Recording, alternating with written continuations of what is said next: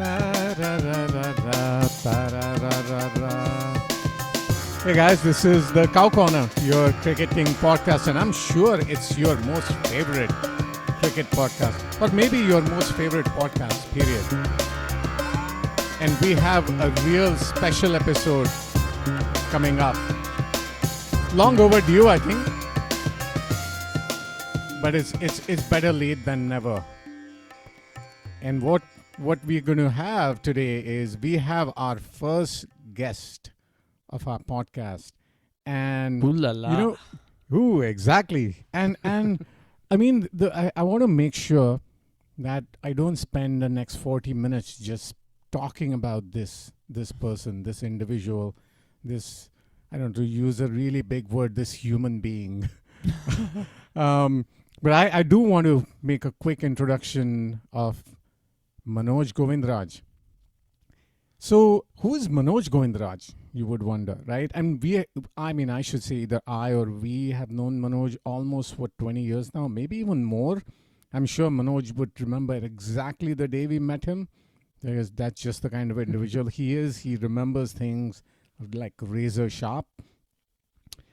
He actually has been my guru, can say my music teacher, someone who has inspired, and when I say inspired, he continues to inspire so many of us, and he inspires us to do what, you would wonder, right? To pursue our passion, things that we like to do, and do it in a way so that it's fun and enjoyable.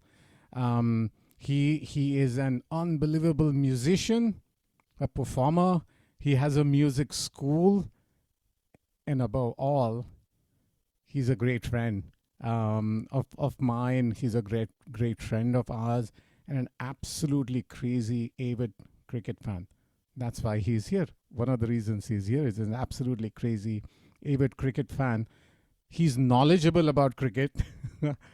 I'm sure he would claim that he's knowledgeable. We'll find out how knowledgeable he is about the game. He follows it any which way he can, right? And we're going to get into some interesting details and hear from him how he follows cricket, and why he loves cricket, and so on and so forth.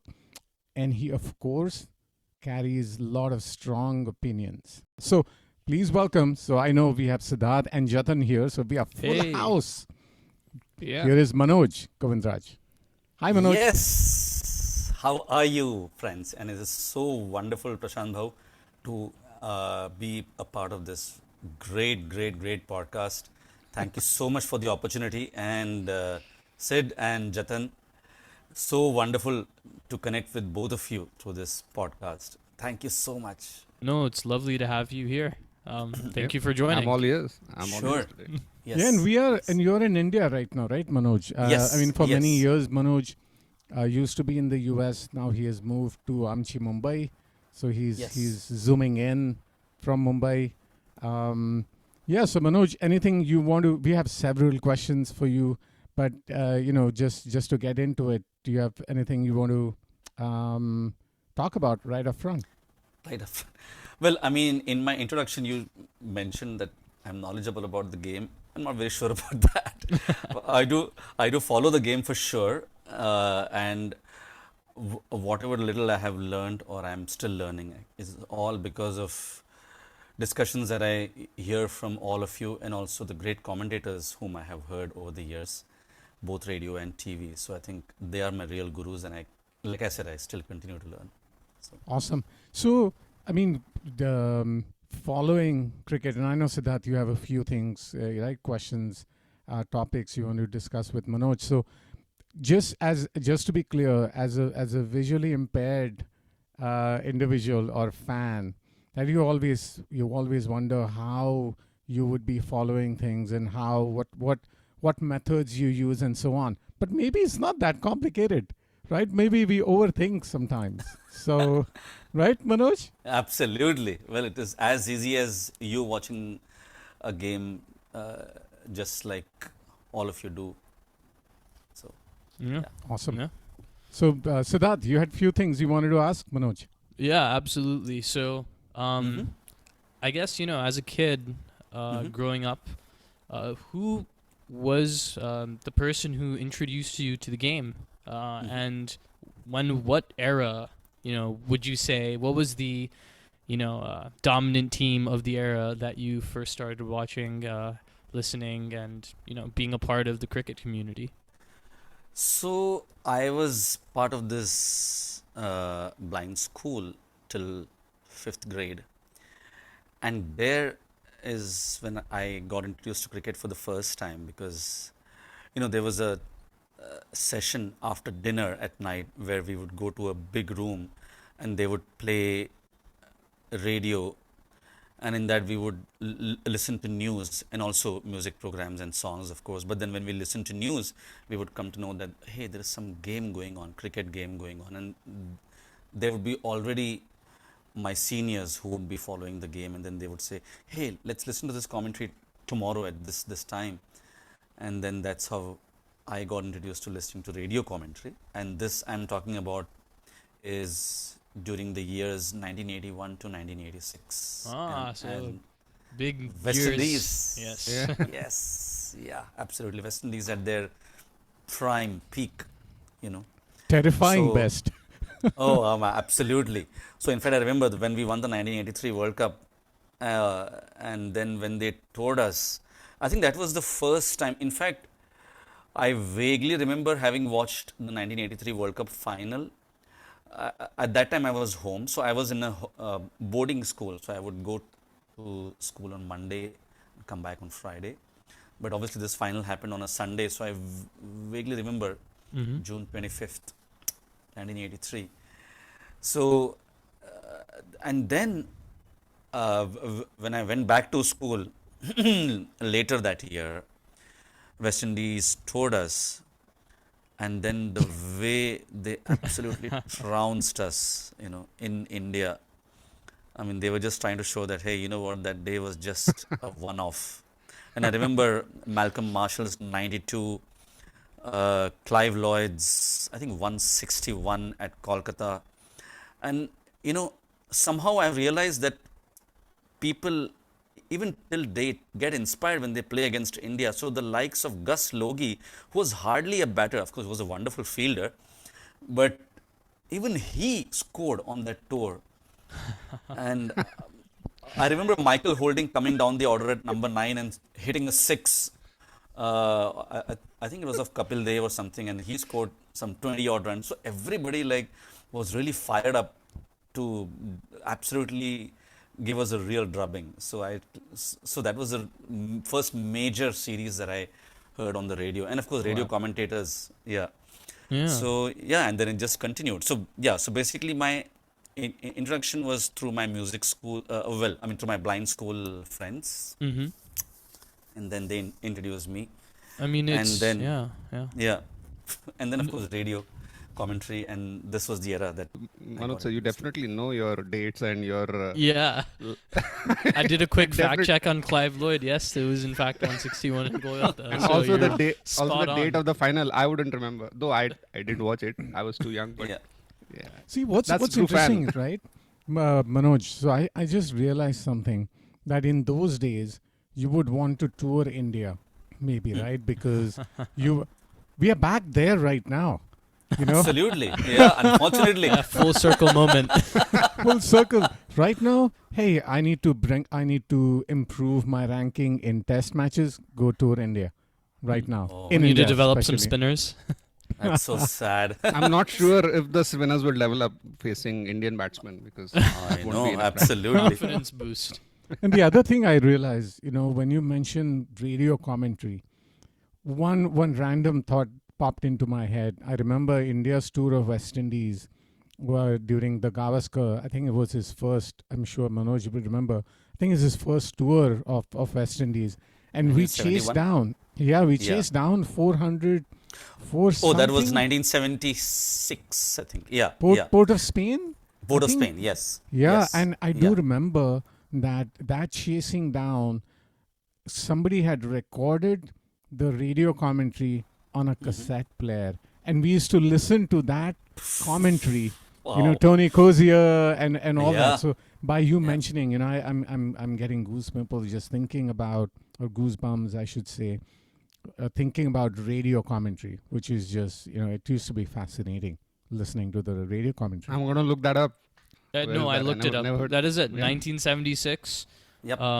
Queens Park Oval, Queen's Park Port Oval. of Spain. Yep, Port of Spain. Yeah, no, India the achieved- commentary actually. Oh, the I would like to commentary. look that up. Yeah. Mhm. And in fact, the story goes that apparently after, so in that match, it seems the regular bowlers were not there. I think Clive Lloyd wanted to give it a shot, trying new bowlers and spinners, because traditionally, I think Port of Spain has always been a wicket supporting slow bowlers in comparison with the likes of Sabina Park or Kensington Oval at Bridgetown. And it's said apparently that when we chased down at Port of Spain with the so-called non-regular bowlers, Clive Lloyd, it seems, took a vow. You know what? Come, even if it's a turning wicket, I'm not going to go without my the battery of pace bowlers. And then, of course, in the next match, they just again got the 4 bowlers. And what happened? As usual, result as usual. Yeah. Yeah. So I think since then, I think that's when the domination really started. I think Clive Lloyd, when he decided that, you know what, just let's do away with the spinners and all that. Something very similar to what Virendra Sehwag used to think. He just absolutely just degraded spinners. He just thought that they were not even bowlers who existed. I think he thought about that for Especially any bowler. off-spinners. Especially Yeah, off spinners. for sure. Going forward from that, Yeah. you just mentioned in the 80s, all these, West Indian stalwarts. Of course, 1983, India's first World Cup, upset World Cup. So what were really those defining players during that era, and even after, as your love for the game developed, that you really looked forward to, experiencing their cricket? So with your friends, interestingly, my first major favorite player was Ravi Shastri, actually. So I think in 1984, when England toured India, when Azhar scored his 3 consecutive centuries. Mm-hmm. So Shastri was part of a couple of those partnerships, and plus he was bowling also. So Yeah. I was really enchanted by the way he played. And at that time, hitting sixes was a bit of a novelty, and especially in test matches, if you were to hit a 6, it was something like a novel moment. It was like a wow. Those bats, yeah. Yeah, I know. And wow, he hit a 6, yaar. He hit a 6. And the way the commentators would describe it, oh, or ye chakka! As if it was like something so new and something like out of this earth. So Shastri would do that quite a lot, actually. Meaning, well, not in comparison to today, but so I was really enchanted by that. Wow, this guy hits 6s. And the best part, he would take ages to reach his 100, but then after he would reach his 100, then he would just go berserk. And then he would just hit like 2 to 3 6s from nowhere. So, and then of course in 1985, he got the Champion of Champions Trophy award at the Benson and Hedges tournament in Australia. The Audi. And of course, he was at the helm, even in the tight test match. God, how can we forget that? I still remember the last day I returned back from school and I saw that Australians had given us the target of 347. And then Gavaskar scored 90. And then, well, if you would have got 100, we would have won that match. But, the score was some 250 odd for 5, and Shastri was joined by Chandrakant Pandit. And then we needed 95 runs. And then Shastri was there all the way till the end. And it was just so sad. In fact, I've heard him describe the moment, and he was he is rather still so angry about the umpire giving Maninder Singh out because he thought he was not out. So that actually, I when you talk about some of these sad moments, I think for Sachin, I remember he mentioning many times that the match against Pakistan in Chennai, I think, right, when we were chasing it down, and Oh my God. that was a heartbreak that he said. Totally. You know, Totally. it was very difficult for him to get over.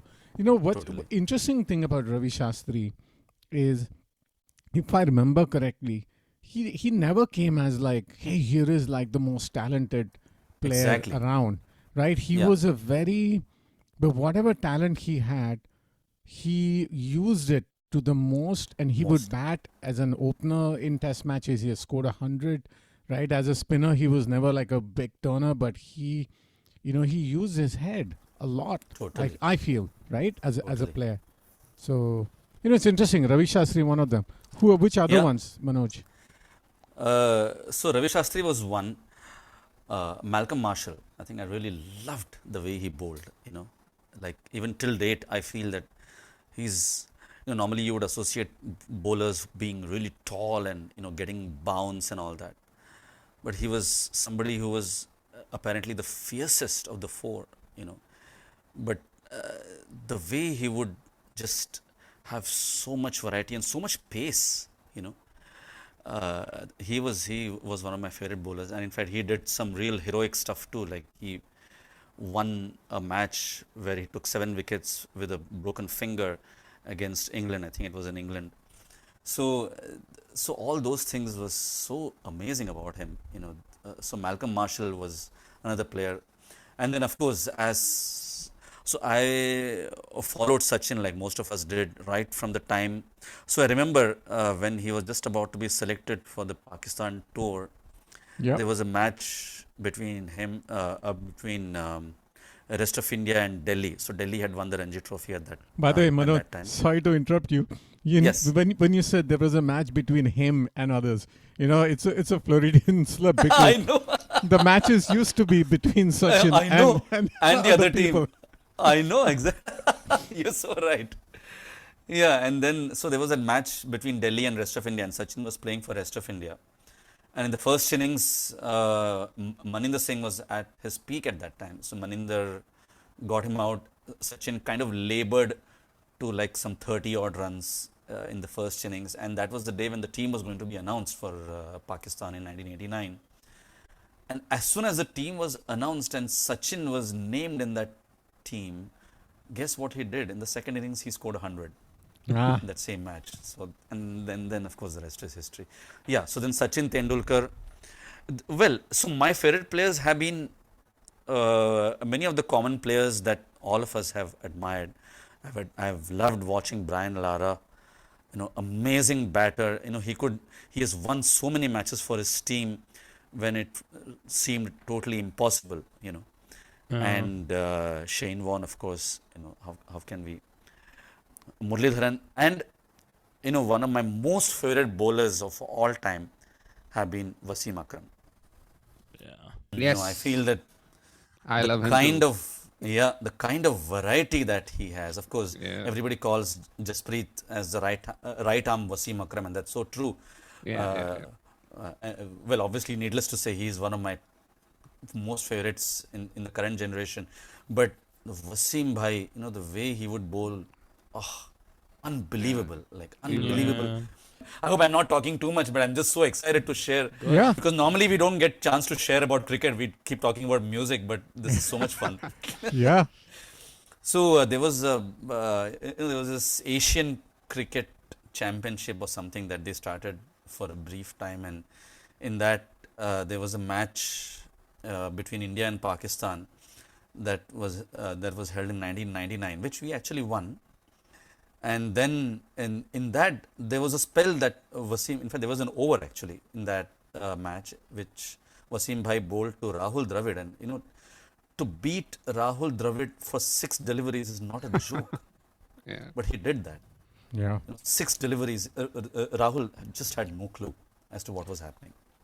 So yeah, See, what's Wasim Bhai. interesting is, right, and that you see in maybe even other sports, is despite all the top athletes, there are creme de la creme de la creme. Some are just that much better than even the best of the athletes, which is Absolutely. very interesting.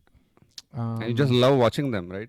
Like Yeah. that's what the feeling I get watching Bumrah, that the last time I got that Absolutely. feeling watching a bowler was when Wasim used to bowl. Absolutely. And when you talk about batsmen, I mean, the feeling that you got watching Sachin, Totally. somehow it's hopefully gets to with Suryavanshi, but we'll see. Yeah. Very different kind of batting. Yeah, for sure. Yeah. I mean, Let's see. one Yeah. one thing I definitely like loved about Wasim Akram also, just like as a class bowler. I think his run up was quite short, and Yeah. you think about other players such as I mean Bumrah of course has quite a As short, a short run run up, up. Yeah. but Yeah. he has injuries and very unorthodox action, so Right. he wasn't he he's played with injuries. But a guy like Jimmy Anderson, right? Who actually over the course of his career ended up shortening his run up, and honestly, like the ECB kind of messed with his career a little bit, trying to fix his action and everything. Right.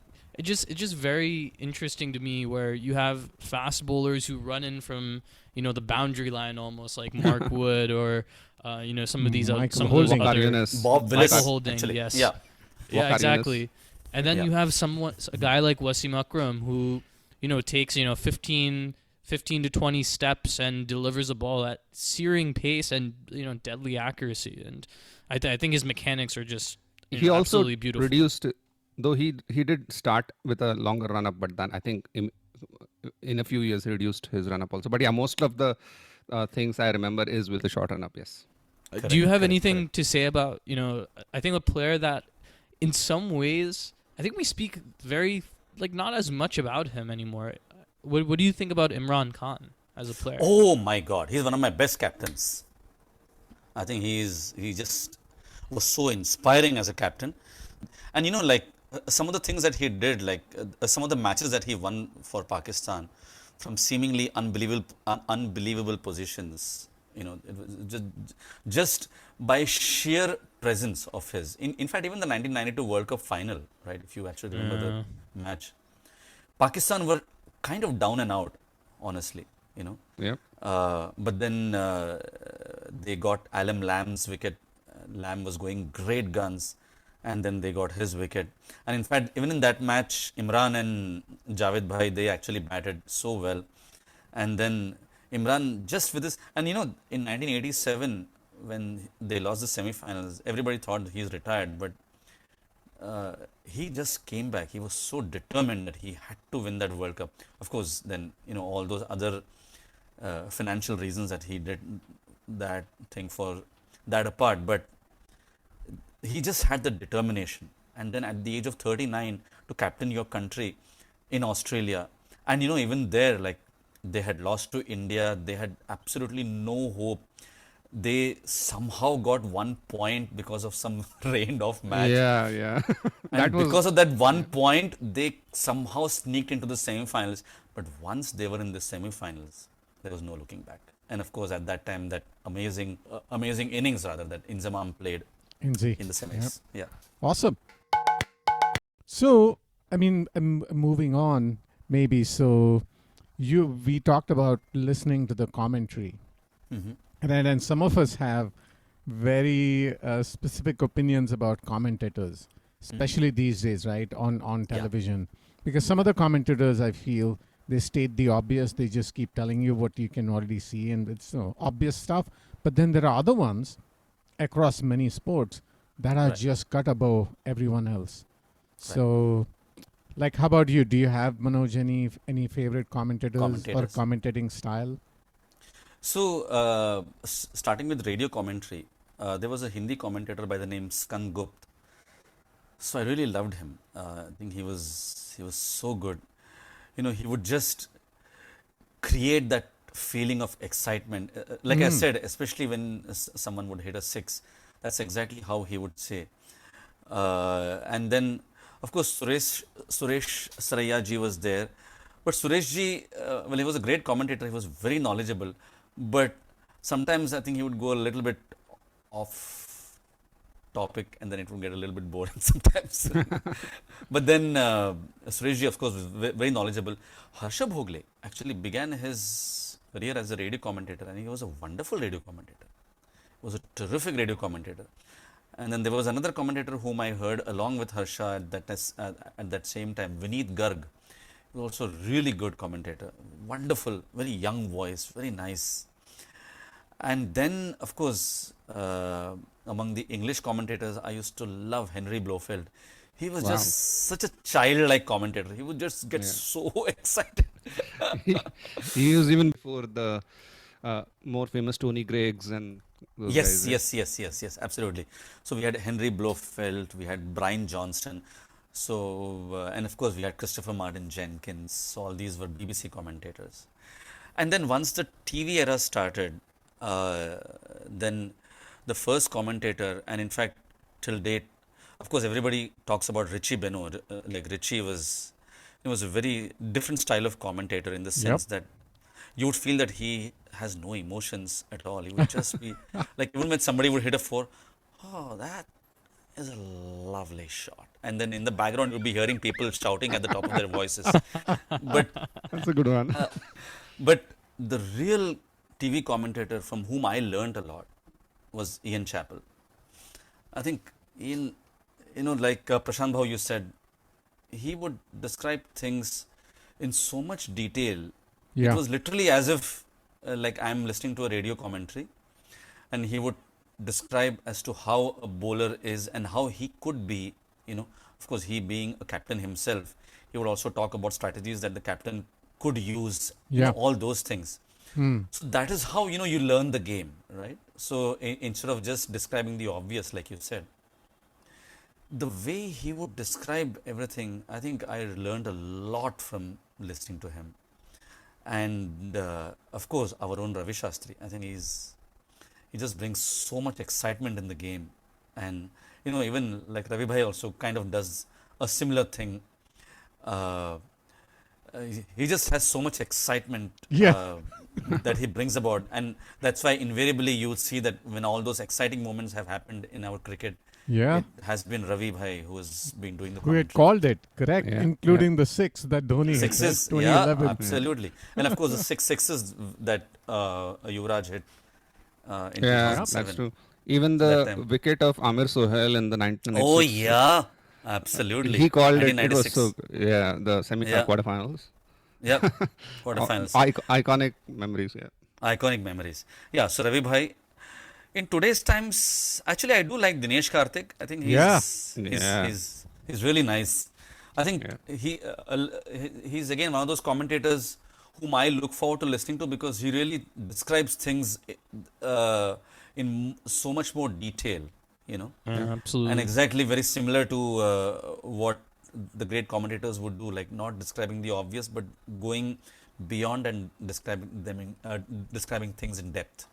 So, And what's interesting is, right, some commentator, like the other day, DK was a commentator when India wasn't playing. I think it was the 100 England- maybe. Or, yeah. England, or New Zealand, Yeah. I think, Huh. series. Mhm. DK was one of the commentators. I was like, wow. and it made sense, right? Correct. Because the way, Neutral commentator. and Yeah. he being a wicket keeper and also involved in IPL as a coach and stuff. So he definitely brings interesting perspective. So much more variety and Yeah. so much more knowledge. Yeah, in yeah, the game.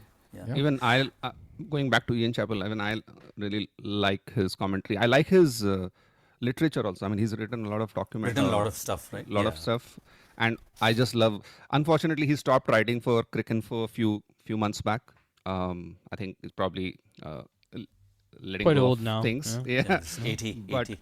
I used to look forward to his, of course, the commentary, but also his articles, which used to come until a few months back. So, yeah, And he was a just that. giant of the game, right? Probably one of we always talk about guys like Steve Waugh and Ricky Ponting, but Oh, he was the OG, right? He was the OG. OG Australian captain. So Absolutely. He was probably more, what do you call? He didn't do things like what his brother did. Oh, no. Absolutely. He was, not. he was more disciplined and what do you call? I don't get the And word, but yeah. what's interesting about Ian Chappell, I feel one of his most favorite Indian players were Viru. Right? He would Yes. speak about Sehwag like Yeah. he Absolutely. was fascinated by And how Sehwag batted. Yeah. That's the guy who used to say, right, he doesn't need to play one days any differently. He just needs to play one days Exactly. as he played test and he'll be Test. successful. Exactly. Yep. It's been fascinating, actually, just speaking with you, Manoj. Honestly, like so many, like I've been following up cricket since, I don't know, mid 70s when I was, say, a 10-year-old. Yes. And when we started Cow Corner, we said, hey, we are representing 3 generations. So I definitely represent older generation, but just, all the memories, Manoj, you're bringing back from those matches and players is been really, really fun. So because the Yes. game has changed so much, we believe, right, from the test matches to the 60 over limited or ODIs to 50 overs to T20 to 100, blah blah blah, right, all these different formats. So what's your most favorite format, or do you have one? Oh yeah. So Test cricket, my favorite format. And also, I think so. Even Test cricket also has changed, isn't it? Like earlier, we used to have, like I remember, like if we would score 230 for 4 on a day, we would say that wow, this was our day, you know. So this is 230 for 4 in 80 or 90 overs. Yeah. So, and then gradually it changed. So interestingly, if you look at the test matches in which Sir Don Bradman played, he actually played much faster. So it's not like people claim that because of T20 the pace of test matches has gone up. But if you actually see Don Bradman's record, he's actually scored 300 himself in a day in the 1930s. So that's so amazing. But of course, then it took a little bit of a drop, and then obviously from India, the first person who really took the scoring rate up was Shrikant, right? So I remember in 1986 when we played that match in Sydney, we scored, like, I remember when I heard the score at the end of that day, 334 for 1. I said, wow, what's happened here? 334 for 1. And then of course Chris Shrikant was a major architect of that of that day.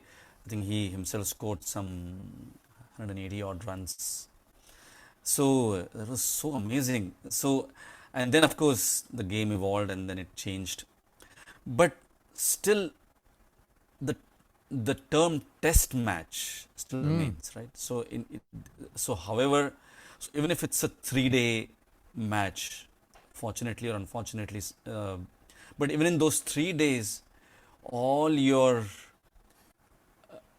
character, your technique, your temperament, everything is tested even in those 3 days, even if it's a 3-day match, right? So in the true sense, and see, no wonder since its inception in the year 1877, it stood all the tests of time, right? So that is why it is test match cricket. And when people say that, oh, the era is over, test matches will slowly die down, I think that's never, ever going to happen. Which is Wow. Just interesting, like right? classical music. Oh, That's a good comparison, actually. definitely. Um, And what's interesting is, right, people say these days is T20 maybe threatening ODIs. Nobody's saying T20 or ODIs threatening test anymore. Test matches, yeah. Exactly. And we keep saying it was a test match. We get used to that phrase.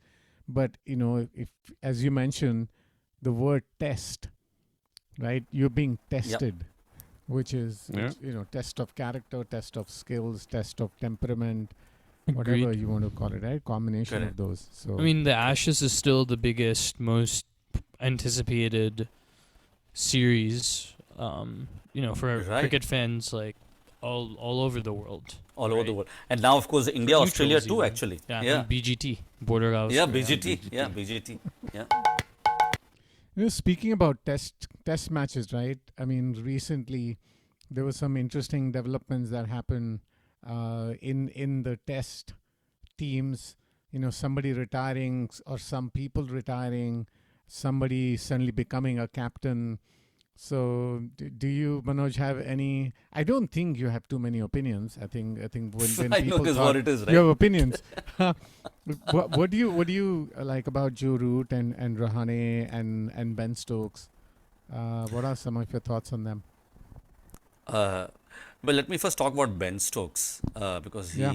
he's retired now. I think see, it's he's a strange phenomena in the sense that sometimes he portrays himself to be mentally so strong that he can literally do the impossible, like he has done a couple of times. The Leeds match being the most amazing one. Like I don't know how on earth he did that. Just playing with one wicket left, more than 70-75 runs required, and I don't know how he did that. So, uh, but on the other hand, when you see him do stuff like the way he did, in fact, not just once but twice, at the nightclub. So you wonder as to is it the same Ben Stokes who shows such amazing resilience on the field, and then he totally messes it up off the field. In fact, even during our series that we did last year, which was one of the, again, such amazing series, until test match number 4, he just gave his heart out. He was Yeah. bowling. He was their best bowler, actually, Yeah. besides scoring runs. But then you wonder as to what kind of a phenomena this guy is, whether. So then you feel that, see, everybody, especially kids growing up, look up to you, like somebody like a Ben Stokes. He could be a role model because people are looking up to him. And then when he does things like what he does off the field, it feels sad. But purely as a player, I mean, truly a legendary player. I mean, what an all-rounder. Yeah. He could do anything and everything, and he could just change the course of a match just So by what's anything. interesting is some of us have slightly different opinion about the curfew, and I genuinely feel it was a nonsensical thing for Yeah. adults to say, hey, you have to deal with the curfew. I'm like, come on, these are adults. Like, know. what's the big deal, right? That whole Yeah. nonsense. But I understand your point, right? On one end, here is a player who can almost do no wrong, and then you get stuck in some, systemic challenges Yeah. and issue. How about Exactly. Joe Root? Yes, Joe Root. He's just a run machine, right? He just like gives you. So even when you hear him talk, in fact, he seems to be the most endearing player among all the English players that you see. Just the way he talks, he hardly talks to begin with. Uh, just the way he talks during his interviews, and just many a times when he has lost matches as a captain, he just accepts it. So he just accepts that, what, hey, we played horribly and the other team really played well. So that's the kind of feeling that you get when you listen to him. You think he's going to break Sachin's record? Number of runs in tests? Looks difficult. I think he's at about, what, 13,000 or something now? 14,000, I think. Just past 14K, Just past 14,114, yes. Yeah, well, he would at least need 4 years. If he plays for 4 years, well, you never know the run machine that he is. Yeah. He could. My bet would be no, but he could. Your bet is no, or your wish is no? Well, I don't mind him breaking Sachin's record, but looks difficult, I think. No, but that's interesting, right? He has to play for 25 odd more tests with the same average. Yeah. And also, I think he being the captain, I Yeah. don't know, like that's something that I'm. Well, obviously England does not have a choice, but I was never a great fan of him as a captain. Because Why do you say he doesn't have? Why do you say they don't have a choice? I mean, they have Harry Brook, they have a bunch of other people. I mean, I think Marcus Morris said it kind of himself, right? I think they want him to focus on white ball and the upcoming ODI World Cup. That's the reason. They don't want him to divert any of his energy towards captaining Test cricket. They don't. Correct. I mean, it's a zero-sum game, right?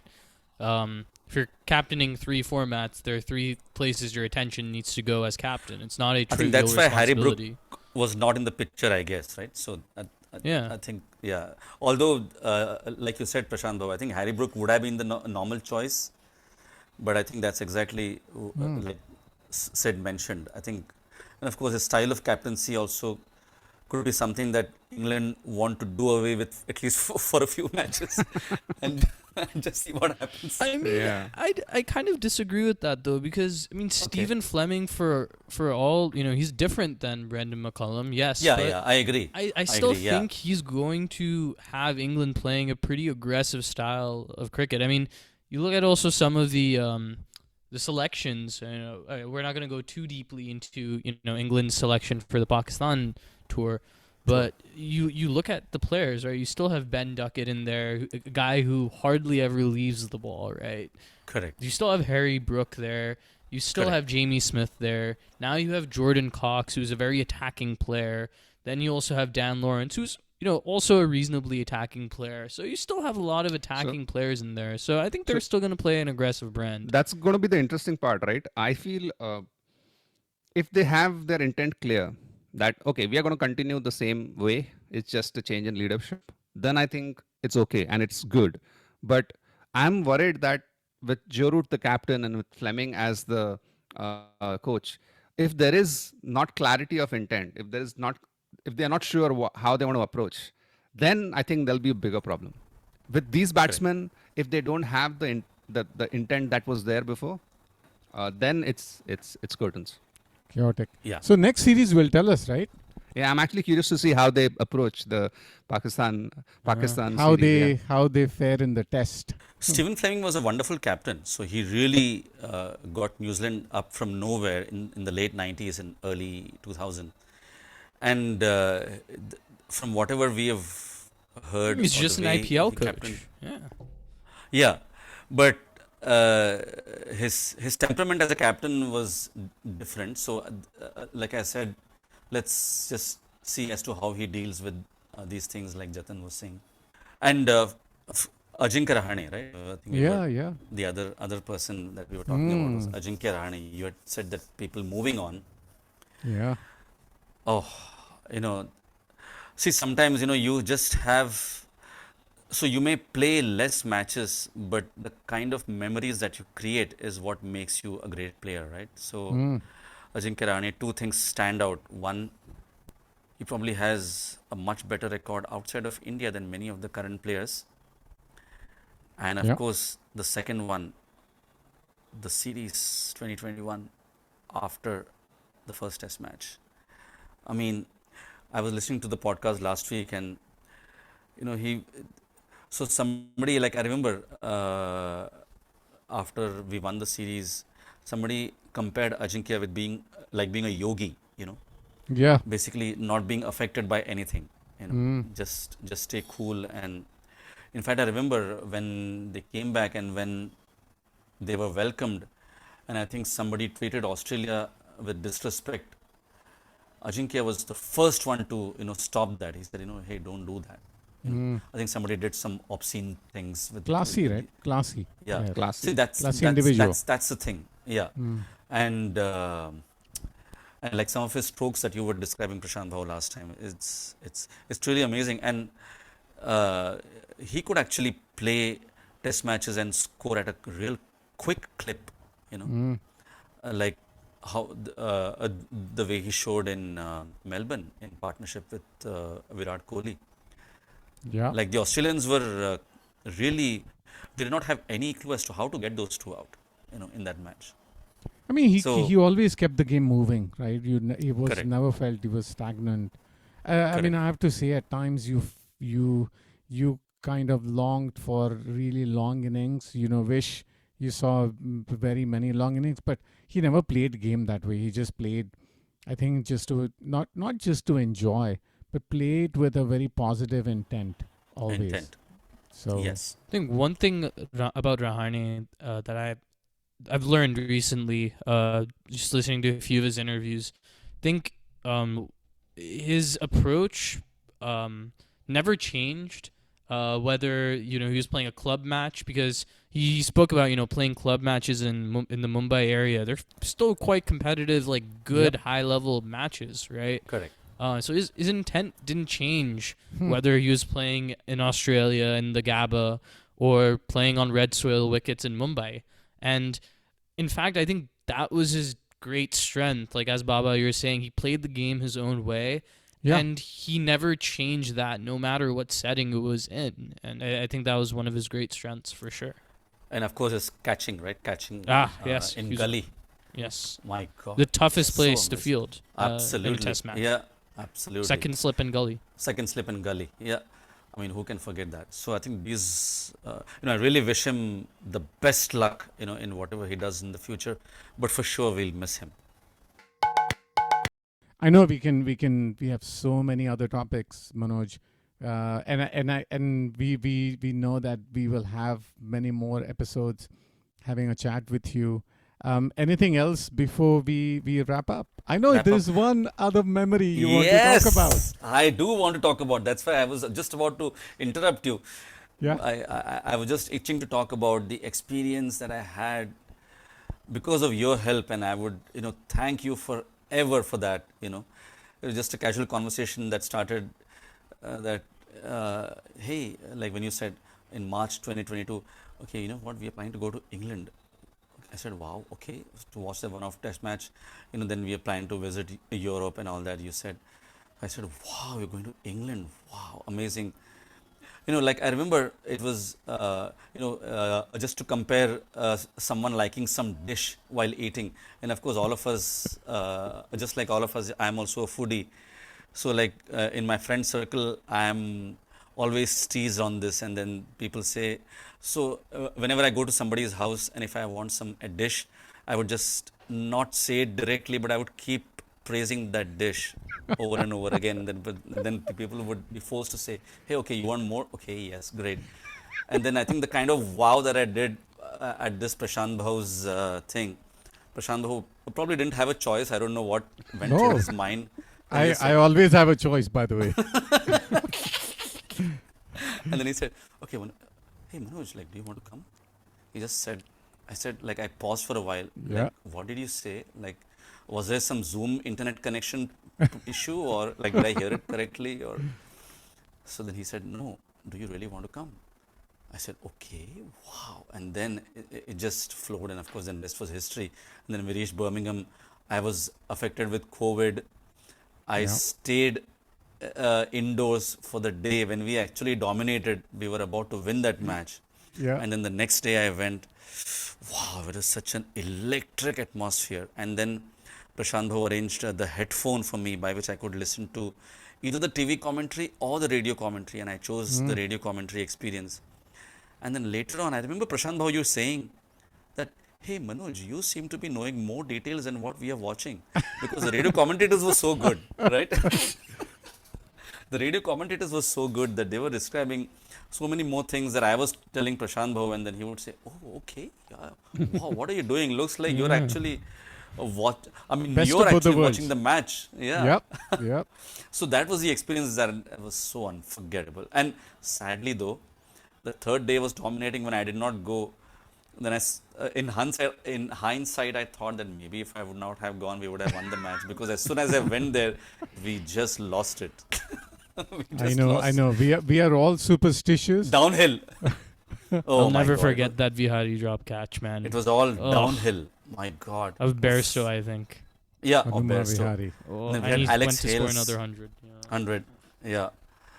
Oh my God. But anyway, yeah, that was the most unforgettable experience. Thank you so much, Prashant Bhau. And I hope that we get to do this maybe in Australia at the MCG or even SCG, actually. Yeah, for sure. Yeah. I mean, the thing is, it sometimes, and I don't want to be too philosophical here, right? But sometimes you just have to push the envelope, right? A little bit. You have to think, why not, right? Why can't we all go to watch? Why can't Absolutely. we all plan? And just to, maybe full circle where we started, Manoj, that's what I've always learned from you individually and all of us, push the envelope, have fun, whether it's technology, stuff, whether it is sports, whether it's music, whether it's overall just life, is push the envelope for the right reason, right? And have fun.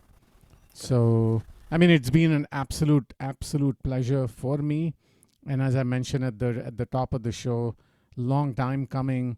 This definitely won't be the last time at all that you would visit us as a guest, and we really honestly appreciate you listening to our podcast, giving us feedback.